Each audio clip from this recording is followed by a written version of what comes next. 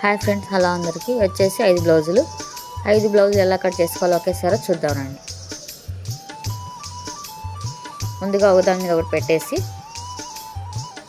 Blouse పొడవు ఎంతో చూసుకోవాలి. ముందు ఎక్కువ నేను ఆది బ్లౌజ్ యూస్ చేస్తానండి, టేప్ ఎక్కువ వాడను. వచ్చి వెడల్పు చూసుకోవాలి.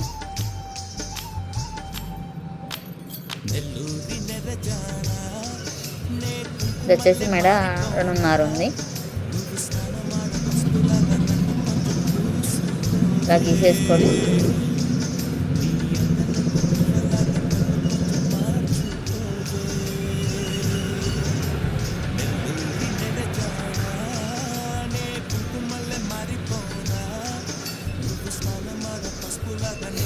శంకర్ రౌండ్ తీసుకోవాలండి. తర్వాత నెక్ రౌండ్ తీసుకోవాలి.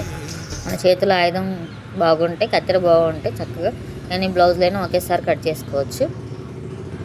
కానీ కొంచెం మందంగా ఉందండి, కట్ అవ్వట్లేదు. నేను ఎక్కువ శాతం 4, 3 అలా కట్ చేస్తాను ఒకేసారి.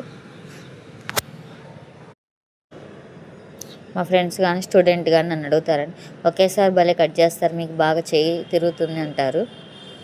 నేను టైలరింగ్ నేర్పిస్తానండి. చూడండి ఫ్రెండ్స్, ఇవి వచ్చేసి హ్యాండ్స్, వచ్చేసి ముందు పార్ట్, ఇక్కడ వచ్చేసి ముక్క పడిద్ది. ఈ చేతులు చాలా పొడుగున్నాయి, అందుకనే క్లాత్ సరిపోలేదు, ముక్క పడుతుంది. షేప్ బెల్ట్ ఫ్రెండ్స్, ఇవి ఉక్స్ పట్టి, కాజా పట్టి, ఇవి మెడ ముక్కలు ఫ్రెండ్స్. మెడ ముక్కలు క్లాస్ తీసుకుంటే మనకు బాగా రౌండ్ తిరుగుతాయి. వచ్చేసి బ్యాక్ పార్ట్ హ్యాండ్స్ అండి, ఇవి దేనికి అది సపరేట్ చేసేస్తాను. ముందు పార్ట్ ఇవి,